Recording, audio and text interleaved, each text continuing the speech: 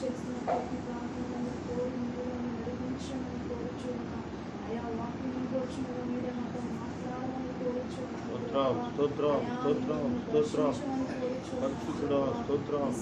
దయచేయమని కోరుచున్నాం.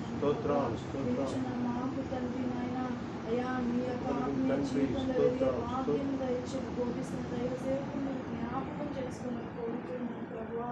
అయా తండ్రి మీరేనైనా ఈ యొక్క ప్రార్థన అంతట్లో మీరు తండ్రి తోడుగా మీరు మమ్మల్ని నడిపించమని కోరుచున్నాం. ఎక్కడైతే ఇద్దరు ముగ్గురు ఉంటారో వారి మధ్య మధ్య మీరు ఉన్నందుకు దేవా మీకు మీ వాక్కు ద్వారా మాకు మీరు మాట్లాడమని కోరుచు ప్రభా. అయ్యా నడిపించిన దైవ సేవకుని ప్రభా మీరు ఆశీర్వదించండి, నాకు దీవించండి. అనేకులకి నాయన విశ్వాస ప్రకటించే బిడ్డగా మీరు నిలబెట్టినందుకు మీరు ఎక్కడ చాటిన భద్రపరచమని కోరుచు. అయ్యాక ఈ వాక్యం చుండగా నాయన ప్రభావ గ్రహించే మనస్సును మాకు అనుగ్రహించమని కోరుచు. అయ్యా మీరే మాతో మాట్లాడిన మీరు బలపరచమని కోరుచు.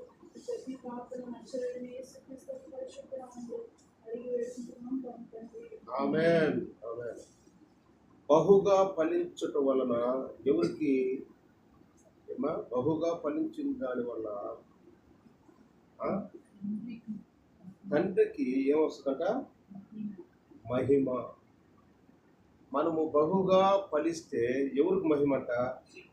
తల్లి దేవుడికి మహిమకరంగా మనం ఫలించే కొంది ఒక్కొక్క మెట్టు ఎక్కేకుంది తండ్రికి మహిమకరంగా మారుతుంది. మనలో ఉన్న ఫలించేటట్లుగా మనం ఉన్నప్పుడు. ఆమేన్. హల్లెలూయా. ఈరోజు మనం ఫలిస్తున్నామా? ఫలించట్లేదా? ఆత్మీయంగా మనం ఎదుగుతున్నామా? ఏం తల్లి, ఆత్మీయంగా మనం ఎదుగుతున్నామా? లేకుంటే నామకార్థంగా మనం ఉన్నామా? నువ్వు ప్రార్థనలో ఇప్పుడు వీళ్ళు ప్రార్థన చేశాడు, ఎంత చక్కగా ప్రార్థన చేస్తున్నారో ఆ సమయానికి తగ్గట్టుగా ఆ ప్రార్థనలో మనం ఎదగాలి. అలాగే ఒక పాట పాడుతున్నాము, ఆత్మీయమైన పాట. 2 పాటలు పాడారు హోసన్నా మినిస్ట్రీస్. ఆత్మీయమైన పాటలు కూడా అటువంటి పాటలు ఫలించాలి. అలాగే